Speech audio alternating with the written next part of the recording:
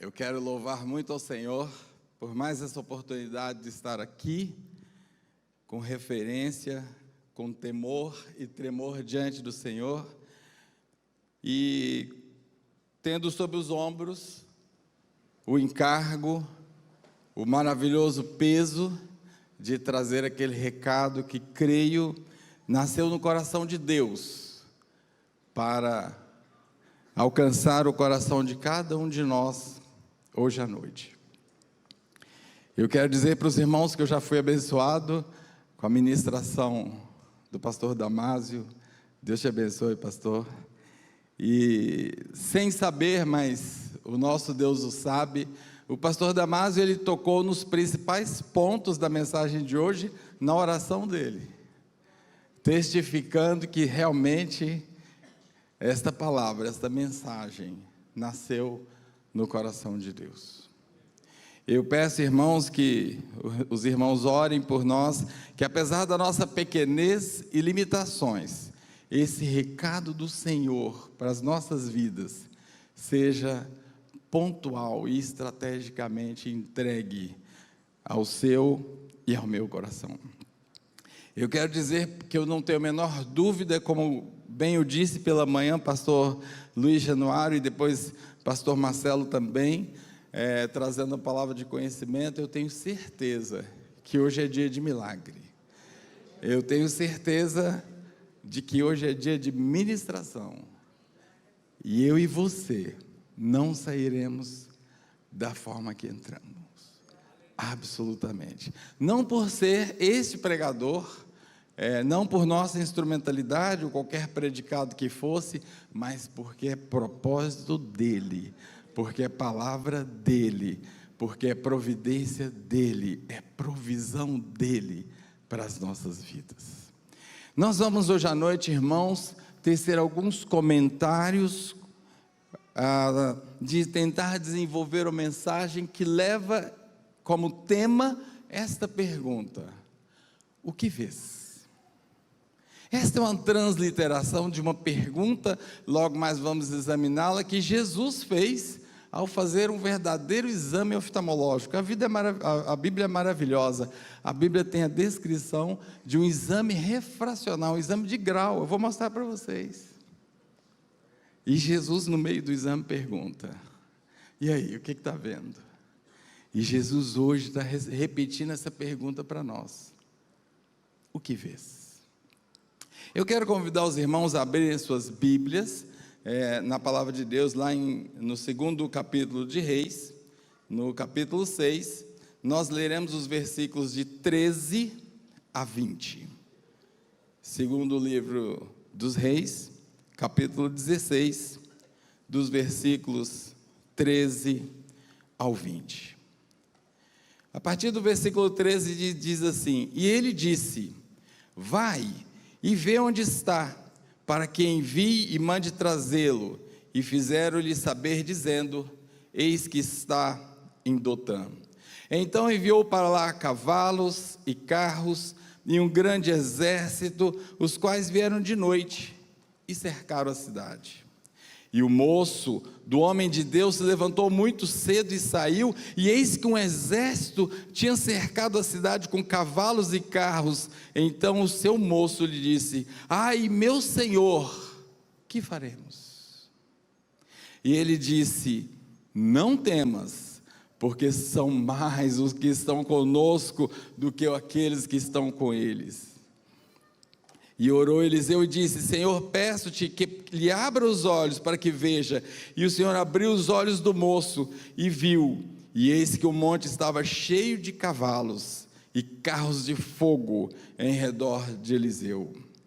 E como disseram a ele, Eliseu orou ao Senhor e disse: fere, peço-te, essa gente de cegueira. E feriu-a de cegueira, conforme a palavra de Eliseu. Então Eliseu lhes disse: este não é o caminho, nem é esta cidade. Segui-me, e guiar-vos-ei ao homem que buscais.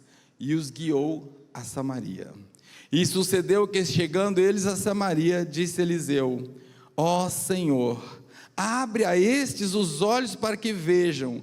E o Senhor lhes abriu os olhos para que vissem, e eis que estavam no meio de Samaria. Oremos, meus irmãos. Pai, esta é a tua palavra, Senhor. E esta, Senhor, é a mensagem que o Senhor colocou em meu coração. A partir de agora, ó Pai, eu quero te pedir que sejamos canal desimpedido da transmissão da tua palavra, Senhor. E que eu e meus irmãos sejamos ouvidos atentos. Que o Senhor mesmo fale através de nós, ó Pai, que a tua palavra seja viva e eficaz, de tal forma, Senhor, que haja transformação de vida. Nós não queremos sair da mesma forma que entramos nesse templo hoje à noite. Nós queremos sentir o teu toque, Senhor. Nós queremos sentir a tua transformação. Nós sabemos, temos certeza de que o Senhor está muito interessado em nossa transformação. Pai, que esse seja um momento só teu, Senhor, só teu, com exclusividade absoluta, Senhor. Oramos em nome de Jesus. Amém. O que vês?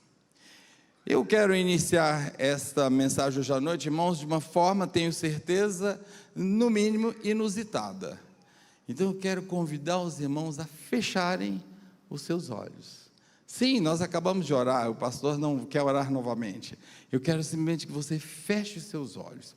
E até que eu fale, nós vamos fazer isso muito rapidamente, mas até que eu falo, não volte a abrir os seus olhos. Agora imagine que isso tenha de verdade acabado de acontecer com a sua visão. Você estava aí sentado, tranquilo, pronto para ouvir a palavra de Deus, e de repente, seus olhos se apagaram. Como ir embora? Aliás, será que continuaríamos a assistir esse culto? Ou será que sairíamos desesperados em busca de ajuda? Como seria a nossa semana? Deus me ministrou muito, irmãos, e por isso que eu quis que você tivesse esse gostinho agora. Você pode abrir os seus olhos, e eu digo sempre, por que nós não glorificamos a Deus por bênçãos tão simples, mas tão complexas e necessárias como a visão? Eu queria convidar a minha igreja a aplaudir o Senhor pelo dom da visão, pelo sentido da visão. Meus irmãos, glória a Deus, glória a Deus. Que órgãos maravilhosos. Eu pessoalmente sou um admirador da natureza, confesso para os irmãos. Mas eu costumo dizer que Deus se superou quando desenhou o corpo humano. E a obra-prima do corpo humano, que já é excelente e extraordinário quando comparado com a natureza criada, são os olhos. Dizem os estudiosos que, guardadas as proporções, inclusive de dimensões, os olhos são cerca de 10 vezes mais complexos do que o cérebro. Não sei se você sabia disso. Nós conseguimos distinguir mais de 1 milhão de matizes de cores. E bastou que eu propusesse para vocês que fechassem os olhos, que alguns de vocês não aguentaram. Eu sei, traz mal-estar imaginar isso. Que maravilhosos são esses dois órgãos, irmãos. Pouco mais de 30 milímetros de eixo. E que habilidade! Traz uma impressão ambiental importantíssima para o nosso mundo de relação. Ainda que alguns de nós tenham lá alguns probleminhas, né? Uns não enxergam muito bem para longe, são míopes. Outros têm algumas dificuldades para perto, são hipermétropes. Outros têm sua visão totalmente confusa, são os portadores de astigmatismos. E aqueles de nós, eu brinco que eu estou pagando hora extra, né? Quero continuar pagando. Outros de nós já estão assim, sabe, procurando o ortopedista, dizendo, doutor, meu braço está encurtando, não sei o que acontece. Fez sentido aí, irmão? Não é? Seja como for, continua sendo maravilhoso. E é sobre esse órgão tão maravilhoso, é sobre essa habilidade, esse verdadeiro dom de Deus, obra-prima da criação, que eu quero pensar com você hoje à noite. É impressionante, queridos, como a Bíblia é rica de ocorrências oftalmológicas. É impressionante. E nós acabamos de ler um texto que eu preciso de trazer uma certa visão de contexto para você, mas acabamos de ler um extrato rico de ocorrências oftalmológicas. Talvez você nunca tivesse parado para pensar detalhadamente assim. O contexto aqui é que está havendo uma guerra entre um rei da Síria, possivelmente Ben-Hadad, e um rei de Israel. E o rei da Síria fazia isso parte da cultura deles, montava ciladas e astúcia para pegar o rei, para conseguir mais facilmente capturar o exército de Israel, e todas as tentativas eram frustradas. Então o rei falou: para tudo, faço agora um conselho de guerra, vou reunir todo mundo aqui, porque tem aqui dentro um traidor. Aqui dentro tem alguém que corre de alguma forma, manda um e-mail, um zap lá para o rei de Israel, e quando eu chego, ele já está sabendo. Aí um servo do rei fala assim: eu sei o que é, rei. É que existe um profeta de Deus. É que existe um homem que tem um canal direto com Deus. Como é maravilhoso, irmãos, quando existem pessoas que têm canais diretos com Deus. E este homem está agora mesmo ouvindo lá da sua alcova, está ouvindo essa reunião aqui. É debalde, rei. Qualquer tentativa que o senhor fizer vai ser frustrada. Ele avisa o rei de Israel antes. Então, o rei diz: é assim? Fez a maior demonstração de covardia no mundo bélico, na minha opinião, irmãos. Montou uma guarnição fortemente armada, cercou uma cidade, a cidadela de Dotã, para prender um homem civil, desarmado, sem habilidade nenhuma de guerra. Agora imagine a cena. O moço do profeta Eliseu acorda de manhã para fazer seus afazeres, e de repente à porta da sua casa está aquele aparato militar, a cidade está toda cercada e dominada. Ele volta em franco desespero, talvez já sabedor de quem era o objeto principal daquela movimentação toda. E então ele avisa o profeta. E o profeta: fica tranquilo, mais são os que estão conosco do que os que estão com eles. E aí ele faz uma oração, ele pede ao Senhor que crie um vislumbre oftalmológico, um lampejo de visão rápida. E naquele momento, o moço do profeta levanta a sua visão, levanta os seus olhos e observa numerosos carros e cavaleiros de fogo, muitíssimo mais numerosos e poderosos do que aqueles gatos pingados com os quais ele estava tão preocupado. Ocorrência oftalmológica. Mas a coisa não para aqui, irmãos. É muito interessante o que vai acontecer agora. O profeta Eliseu sai, bonitão. Ele não era o procurado? Não tinha lá um perfil de escrito? Era para prender na hora. Ele está lá todo bonito. Tudo bem? Bom dia, como vai? Olha, eu sei quem que vocês estão procurando, e vocês estão errados, mas vem comigo, eu vou levar vocês na cidade, e aí diante do homem que vocês estão procurando. Só que ele tinha orado antes, e ele pediu a Deus que cegassem aqueles homens de uma palavrinha que com certeza não vou pronunciar corretamente em hebraico, mas é sanverim. É uma cegueira que sendo cego vê. Uma loucura. É cego, mas está vendo. E agora o Senhor atende o profeta, e eles estão olhando para o profeta e não o reconhecem.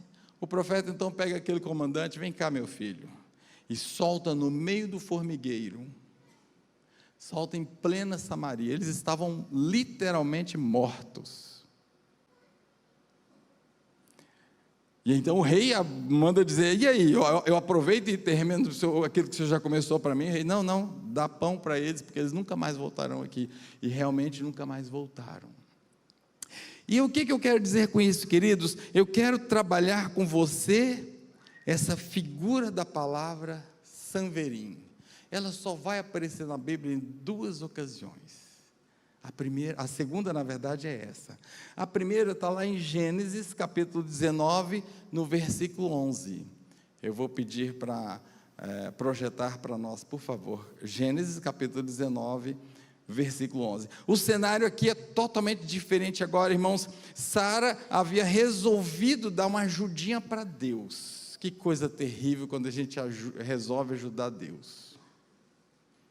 Já que havia uma promessa, e Deus, na ótica deles, tardava em cumprir a promessa, Sara falou: vou resolver. Tenha um filho com minha empregada, assim a gente vai ter descendência, e resolve tudo, está tudo certo. E aí a gente sabe da história. A empregada, Agar, tem um filho, Ismael, e agora eles são dispensados, eles são enxotados da casa, e ela está em pleno deserto, morrendo de sede, de fome, então ela se afasta, ela não quer ver o filho morrer.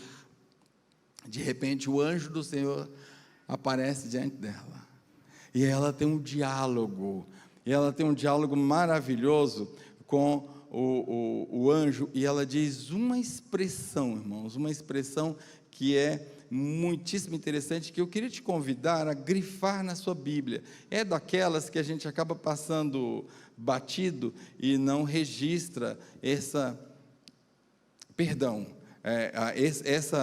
eu já me antecipei lá na frente, essa ocorrência, queridos, de Gênesis 19, é o Sanverim, é no evento de Ló.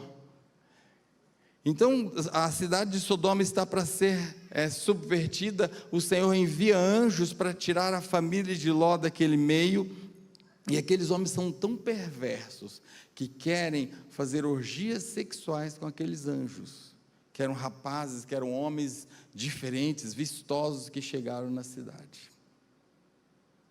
E agora, Ló então fica extremamente constrangido, chega a oferecer as filhas dele, e os homens são irredutíveis, eles querem abusar dos anjos. E olha o que diz a palavra de Deus lá no versículo 11 do capítulo 19, e os anjos feriram de cegueira os varões que estavam à porta da casa, desde o menor até o maior, de maneira que se cansaram para achar a porta. Em outras versões diz que ficaram buscando a porta até ser manhã. Eles não estão cegos do ponto de vista de trevas, eles não estão cegos, como a gente diz tecnicamente, em amaurose, eles não deixaram de ver a luz, aliás, eles acham que estão enxergando. Eles continuaram no intento malicioso de abusarem daqueles homens que vieram à casa de Ló. Então, meus queridos, essa é a segunda ocorrência para Sanverim, essa cegueira de quem está vendo, mas na verdade está cego. Deus me falou muito profundamente, irmãos, quando eu estava estudando isso. Muitas vezes o inimigo deseja que estejamos em estado de Sanverim. Muitas vezes o inimigo deseja que estejamos na nossa plena visão, mas na verdade nós estamos cegos. Nós na verdade não estamos com condição nenhuma de discernimento. Nós estamos passando a vida inteira buscando a porta, até que se faça sol, e já é tarde demais, porque na manhã daquele dia Sodoma foi destruída. Então o que o Senhor quer nos alertar hoje, irmãos, que hoje o Senhor está interessado em nos dar discernimento, Ele está interessado em abrir os nossos olhos como nunca. O Senhor está interessado em retirar de nós o Sanverim. O Senhor está interessado em trazer discrição oftalmológica, de forma que nós possamos realmente ter condições de enxergar. É interessante que certa vez Jesus fez uma cura de uma forma totalmente inusitada. Aliás, os métodos de cura e a pedagogia de Jesus eram realmente, no mínimo, criativos. Então Jesus está diante de um cego.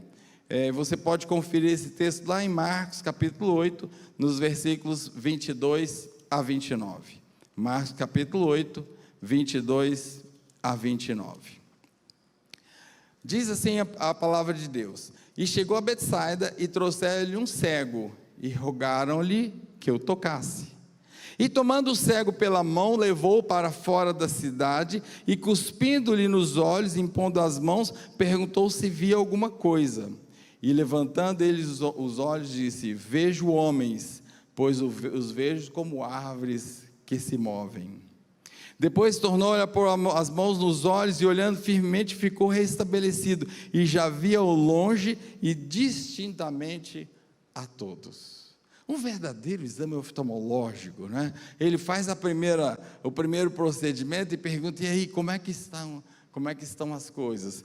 Como é que está o discernimento visual? Até que então ele seja plenamente curado. Irmãos, a palavra de Deus nos diz lá em Hebreus que Jesus Cristo é o mesmo ontem, hoje e eternamente. O mesmo Jesus que tocou aquele homem que era assim, esse era cego de verdade, ele era cego de trevas, ele também quer nos cegar, ele quer nos tocar e nos tirar da cegueira Sanverim. Ele quer nos tocar hoje à noite de forma, irmãos, que nós possamos nos recuperar do Sanverim que muitas vezes nem mesmo temos consciência. E há pelo menos 4 efeitos do toque de Jesus na nossa visão. Quem sabe eu e você não estamos precisando exatamente desse toque. Quem sabe eu e você estamos em Sanverim, absolutamente convencidos que estamos enxergando, mas tentando encontrar a porta, caminhando para a plena Samaria, o downtown do inimigo, e jurando, convencidíssimo que está enxergando. O primeiro efeito, queridos, de quando o Senhor nos toca, é que encontraremos a porta certa. Quando o Senhor tocar a nossa visão, encontraremos a porta certa. Então nós podemos pensar: qual é a porta que eu e você buscamos nesta noite? Qual é a porta da necessidade que nos bate a porta nesse momento? Uma porta de cura? Uma porta de um atendimento, de uma necessidade específica? Quem sabe a porta da salvação? Quem sabe você se sinta totalmente perdido e sem referencial? Uma porta de libertação? Uma porta, quem sabe, de um novo emprego? Quem sabe a porta de um sustento financeiro? Quem sabe a porta de um novo cenário na sua vida financeira? Qual é a porta que você busca? O Senhor está interessado em abrir portas, ainda que a porta seja a porta de uma solução de um problema que pareça insolúvel. Ao tocar a nossa visão, o Senhor nos mostrará a porta. E é exatamente isso que o irmão Damásio orava há pouco ali, antes que eu subisse aqui. É impressionante, irmãos, isso testificou no meu coração. O toque do Senhor muda a nossa visão. O toque do Senhor nos liberta do estado de Sanverim, e ao nos libertar do estado de Sanverim, nos faz encontrar a porta que buscamos, que necessitamos. Mas há um segundo efeito. Quando o Senhor nos toca, nossos olhos passam a nos auxiliar a termos julgamentos acertados e fazer corretos juízo de valores. Eu queria rapidamente pensar um pouquinho com vocês sobre esse segundo efeito, irmãos. Ele é maravilhoso, e você pode encontrar referências sobre ele lá em 1 Samuel, capítulo 16, eu dizia para vocês que a gente vai observar muita ocorrência oftalmológica na palavra de Deus, e eu separei as que têm relação com esse entendimento que a gente está trazendo hoje. Primeiro livro de Samuel, capítulo 16, os versículos 6 e 7. 1 Samuel, capítulo 16, versículos 6 e 7. E sucedeu o quê? Entrando eles, viu a Eliabe, visão. Aqui, quem está olhando é o profeta Samuel. A palavra de Deus está descrevendo, e a gente já vai recordar esse contexto. Então Samuel olha Eliabe, ele vê Eliabe, e disse: certamente, certamente está perante o Senhor o seu ungido.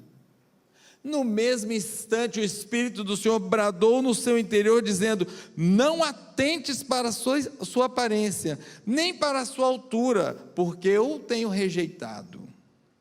Agora veja o ensinamento: porque o Senhor não vê como vê o homem, pois o homem vê o que está diante dos olhos, porém o Senhor olha o coração. O homem vê o que está diante dos olhos, porém o Senhor olha o coração.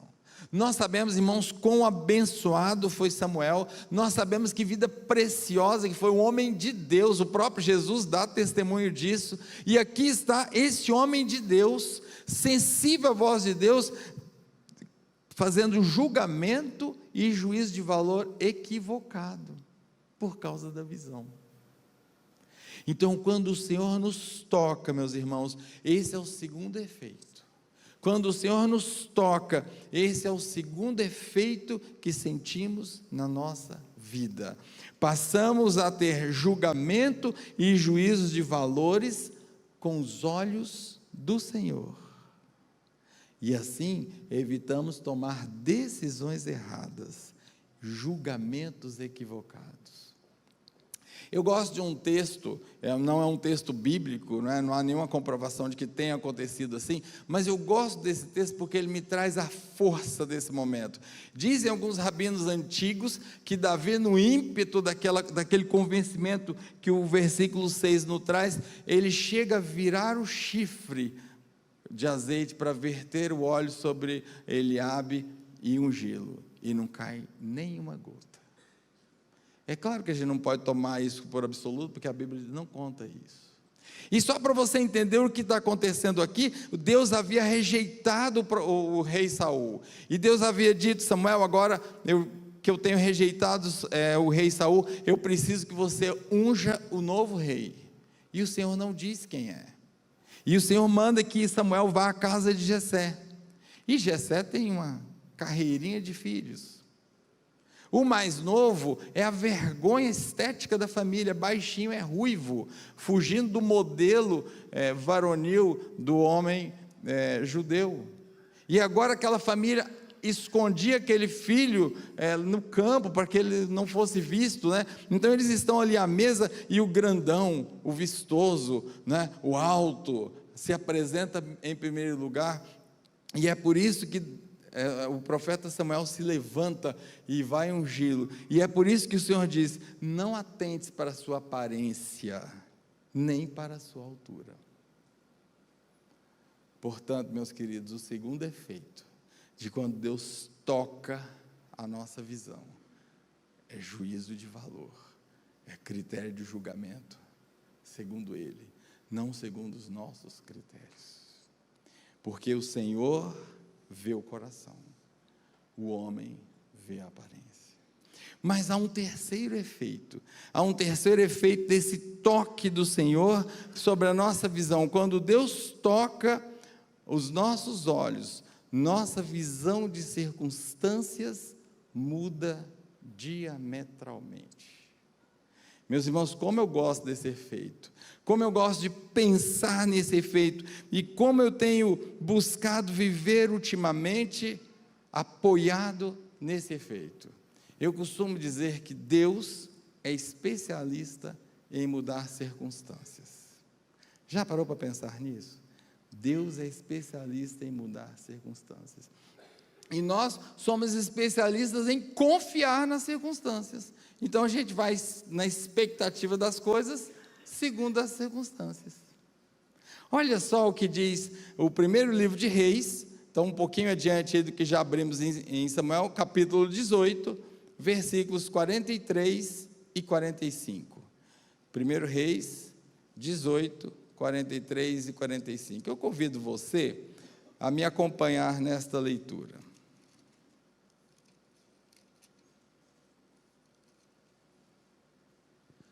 Muito bom. 1 Reis 18, 43.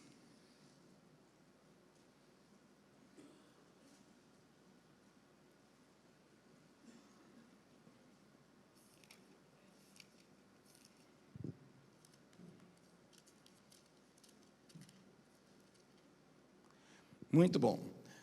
Então diz assim a palavra do Senhor: e Acabe subiu a comer e a beber, mas Elias subiu ao cume do Carmelo, e se inclinou por terra, e meteu o seu rosto entre os joelhos, e disse ao seu moço: sobe agora, e olha para a banda do mar. Subiu e olhou, e disse: não há nada. Olhou, circunstâncias, não há nada. Então disse ele: torna lá 7 vezes. Imagina, o rapaz já estava cansado, né? O que esse profeta quer? Já 7 vezes, não tem nada, sol lá limpo, sol de rachar, não vejo nada. E agora o cenário vai mudar, porque quando o Senhor toca, há mudança de cenário. E sucedeu que a 7ª vez disse: eis aqui uma pequena nuvem, como a mão de um homem subindo do mar. Então ele disse: sobe, e diz a Acabe. Então ele disse: Acabe, aparelha o teu carro e desce, para que a chuva não te apanhe. Aqui também, meus queridos, é interessante a gente resgatar o contexto para entendermos o que está acontecendo aqui. Israel está vivendo, por conta dos erros que fizeram errar Israel a partir do rei, Israel está vivendo uma seca terrível, um tempo de fome terrível. Os profetas do Senhor foram perseguidos e mortos, e Elias está como um verdadeiro fugitivo. E agora então vem a palavra do Senhor, e nós sabemos que um pouco antes ele traz aquele desafio aos 400 profetas de Baal, e o Senhor se manifesta maravilhosamente ali, e desce fogo do céu e consome aquele altar regado de água, de uma forma maravilhosa, para não deixar dúvida alguma da manifestação gloriosa do Senhor. Mas a principal promessa, a principal palavra do profeta ao rei era de que choveria. E agora ele se inclina, ele busca ao Senhor para que as circunstâncias mudem. Ele não olha o céu sem nuvem nenhuma, ele não olha que não houve nenhuma manifestação assim, o céu não fechou, não vieram nuvens, não apareceu nenhum trovão, ele não está preocupado com isso. E ele manda 1, 2, 3, na 7ª vez que o moço vai, ele volta desanimado. O que é uma nuvem do tamanho de uma mão de um homem para quem espera chuva que compense um tempo de sequidão e estio? O que é uma nuvem do tamanho de um homem, da mão de um homem? Mas o profeta, afeito a não manter o seu olhar nas circunstâncias, mas manter seu olhar no Deus que transforma as circunstâncias, entendeu o sinal de Deus, porque viria chuva, e veio chuva. Então, meus queridos, o terceiro efeito, quando o Senhor nos toca, nós passamos a enxergar o sobrenatural. Nós tiramos os nossos olhos das circunstâncias e passamos a focar naquele que é especialista em mudar circunstâncias. Deus não precisa de nuvem para fazer chover. Não parece espetacular? É absolutamente espetacular. Deus não precisa de nuvem para fazer chover. Nós precisamos, meus queridos, trazer isso para a nossa vida. Nós precisamos crer que mesmo quando o mundo que nos cerca nos parecer totalmente adverso, nos parecer circunstâncias totalmente impossíveis, totalmente contrárias, se há uma promessa, se Deus disse, não tenha dúvida, vai acontecer. Se é chuva, vai chover. Se é bênção, vai ser abençoado. Tiremos os nossos olhos das circunstâncias. Aprendamos, meus queridos, a olhar para o Deus que pode mudar as circunstâncias. E ainda, nesse mesmo efeito, ainda outro aspecto que eu quero apresentar para vocês, que está lá no mesmo 2 Reis que nós lemos, naquela mesma perspectiva que nós lemos. Quando o moço do profeta chega desesperado, ele pede então que o Senhor abra os olhos do moço, e ele olha, e ele vê a providência do Senhor. Então, quando o Senhor nos toca, Ele não apenas muda as circunstâncias, Ele manda sinais, Ele mostra o seu poder, Ele mostra quem que governa de fato, Ele mostra quem está no controle de fato. E então, meus queridos, podemos habitar com a maior segurança, porque Ele tem cuidado de nós. Podemos descansar tranquilos, a despeito das circunstâncias. É claro que quando nós falamos das circunstâncias, isso não vem nenhuma fala no sentido de que agora eu não preciso tomar providência alguma, agora Deus faz tudo, né? Há providências que são humanas, sim, claro, mas eu me refiro àquela circunstância imutável, eu me refiro àquelas circunstâncias que humanamente não tem jeito. É nessa que Deus age, não naquela circunstância que a minha procrastinação, que a minha inanição, que a minha falta de ideação e de pragmatismo causou. A especialidade do Senhor é mudar circunstâncias impossíveis. E há um quarto efeito, queridos, eu também gosto muito desse quarto efeito. Quando o Senhor toca os nossos olhos, temos a visão do Senhor que nos assiste continuamente. Agora sim, é o caso de Ismael que equivocadamente eu citei no início. Agora sim, meus queridos, está lá em Gênesis capítulo 16, versículo 13, é que eu também queria que você lesse comigo, acompanhasse comigo, porque é uma porção tão rica da palavra de Deus, e você e eu precisamos entender esse quarto efeito. Muitas vezes nós dissemos que cremos em Deus, aliás, nós somos um país que se diz cristão, mas muitas vezes nós vivemos o nosso dia a dia na mais completa solidão, nos esquecendo totalmente que há um Deus que olha. Por mais impossível que seja na nossa mente limitada entender isso, como pode Deus olhar do céu e saber meu nome, meu CPF e a conta dos meus cabelos? Mas assim é, meus queridos, individualmente. Ele não repete uma digital, te conhece na sua especificidade. E Deus não é como o relojoeiro que deu corda, fez o relógio, deu corda e se ausentou. Não. Ele está continuamente nos olhando. E é esse quarto efeito que ocorre quando o Senhor nos toca. Ele nos traz essa consciência. Olha só.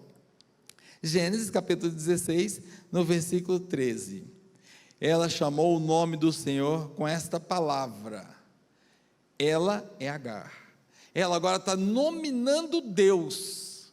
Olha que audácia, que experiência profunda. A experiência foi tão profunda que ela deu um nome para Deus. Olha só.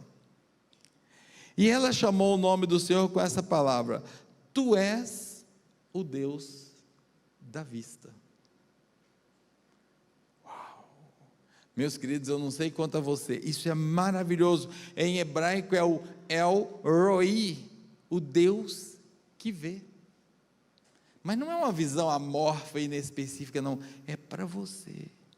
Está te olhando nesse momento. Sabe das suas circunstâncias, dos seus pensamentos, das suas dificuldades, das suas limitações, dos seus desejos, dos seus sonhos. Por isso que Deus é maravilhoso. Isso é impensável na mente humana. Mas Ele sabe e nos conhece nesse nível de detalhe. Tu és o Deus da vista, porque disse: não olhei eu também para aquele que me vê? Aqui novamente nós precisamos entender essas circunstâncias, né? Como eu havia começado a descrever há pouco, Sara então enxota Agar e Ismael de casa, depois de querer dar a tal ajudinha para Deus. E agora eles se veem perdidos, aquela água do cantil rapidamente acabou, óbvio, e o deserto totalmente inóspito. Sara sabia que havia assassinado aquela mãe e o filho, essa que é a verdade. Ela sabia que era impossível que eles dois sobrevivessem. Mas o Senhor tinha projeto para eles. E lá pelas tantas, eu fico imaginando, ele já tá, a criança já começa a desidratar, ficar mais, né, como a gente diz na gíria das mães, mais molezinha, e quem sabe o choro mais débil, já não chora com lágrima, porque está profundamente desidratada. Pensa nos detalhes. A Agar não suporta a visão, ela sai de perto. E agora vem o anjo do Senhor.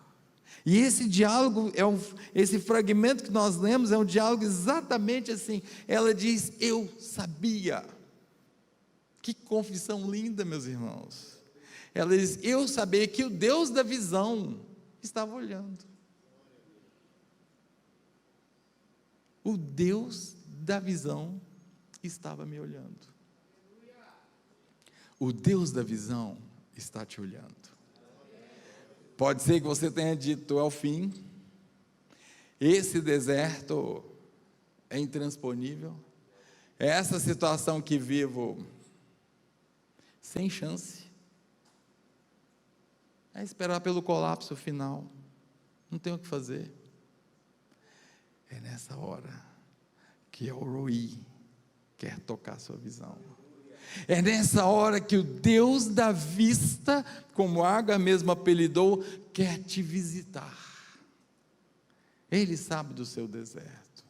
Nunca se esqueça, meus irmãos, deserto não é destino para o crente, deserto é passagem.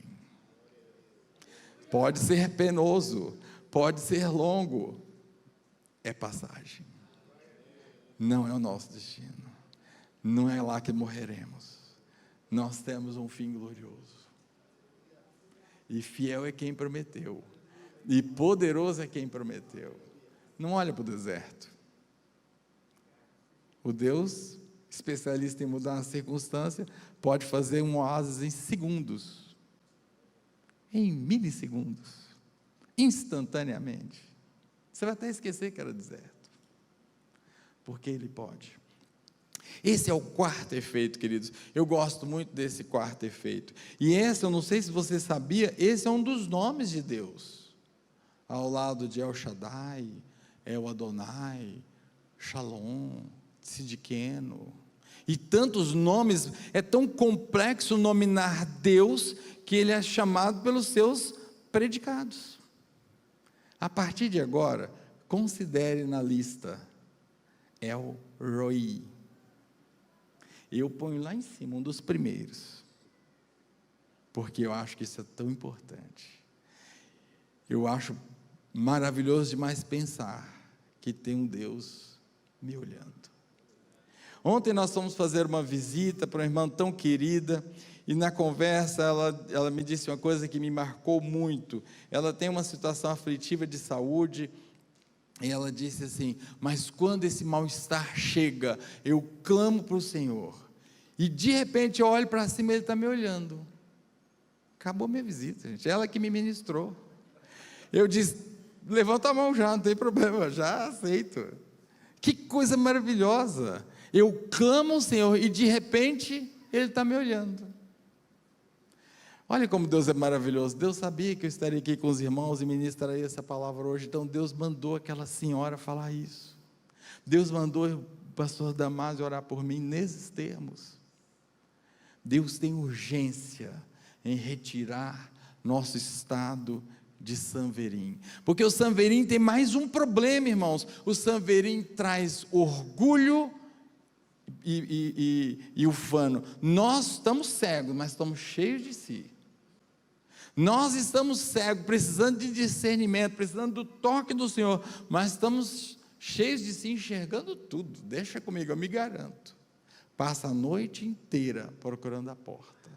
Mal sabe que ao raiar do dia, a cidade vai ser subvertida com pedras e com saraiva. Se aqueles homens tivessem ficado cegos de trevas, eles não continuariam mais nem um minuto naquele intento. Eles desesperadamente teriam ido buscar socorro. Isso mostra que essa cegueira não é uma cegueira de trevas, é uma cegueira discriminativa. Então, quem sabe, meus queridos, a gente possa pensar agora, encaminhando para o final dessa mensagem, De que toque eu e você temos precisado? De que toque eu e você precisamos na nossa visão? Quem sabe o Senhor precisa nos tocar hoje à noite para que enxerguemos portas.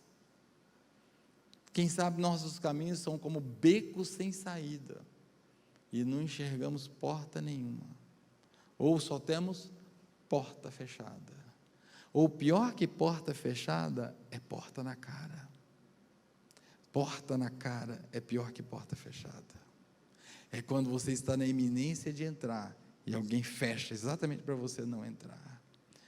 O que precisamos hoje do Senhor em termos de toque na nossa visão?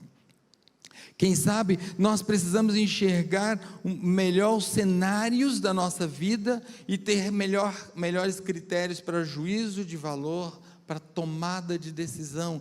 Quem sabe nós somos guiados pela aparência. Samuel, que era Samuel, caiu nessa. Quem somos nós? Quem sabe nós vivemos muito de aparência. E o Senhor hoje disse: vaidade, não vale a pena. Aprenda comigo, receba meu toque. Quem sabe nós precisamos enxergar melhor para fazer julgamentos acertados. Não há coisa pior que julgamentos equivocados, meus irmãos. Quem sabe nós precisamos enxergar melhor para que nós tenhamos uma nova visão das circunstâncias e assim até mesmo entender que nosso Deus pode agir muito mais e melhor e até mais rapidamente nas nossas circunstâncias. Porque, meus queridos, muitas vezes somos nós que travamos as resoluções das nossas circunstâncias. Deus é respeitoso. A gente fala assim: espera que eu faço. Deus espera. Como diz os jovens, vai esperando. Até que você diz, não dá mais, aí Ele vai agir. Então o toque do Senhor talvez seja hoje necessário para que a gente entenda e viva a especialidade do Senhor de mudar circunstâncias. Quem sabe, meus queridos, a gente nunca tenha de verdade tomado conhecimento de que Deus está continuamente nos olhando. Ele não pisca para não perder uma cena, para não te perder de vista, e nem teria como fazê-lo. Ele está continuamente de olhos fitados em você. O El Roi, que enviou seu único filho para morrer na cruz do Calvário, pagou muito caro para te perder. Ele não vai tirar a vista de você. Você pode desgarrar, mas Ele está te olhando. Você pode andar errado, mas Ele está te olhando. Você pode andar torto, mas Ele está te olhando. Quem sabe esse toque que a gente precisa hoje? Quem sabe a gente precisa viver essa experiência de saber que o Senhor tem os olhos fitos em nós. Como aquela senhora com tanta singeleza me disse ontem: eu clamo ao Senhor, e quando eu olho para cima, quem está me olhando? Ele. Que graça daquela descrição, meus irmãos. Eu queria que vocês tivessem ouvido o que eu ouvi ontem. Que graça. De repente, Ele está me olhando. Fantástico. Pura realidade. Absolutamente bíblico. O El Roi não tira os olhos de nós.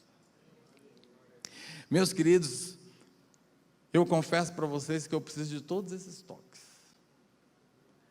Eu disse ao Senhor que eu preciso de todos esses toques na minha vida. Eu sou mais que Sanverim, acho que eu sou multi-Sanverim. E o pior, que quem tem Sanverim acha que vê. O pior cego é o que acha que vê. Então, quem sabe hoje à noite seja um momento aprazível para clamarmos ao Senhor, para que venha e nos toque. Então, eu queria te fazer um convite. Eu não queria que você ficasse de pé por formalismo, nem porque eu estou pedindo. Eu queria que você ficasse de pé, para que El Roi olhasse. Não é para mim. Eu preferia nem olhar, na verdade.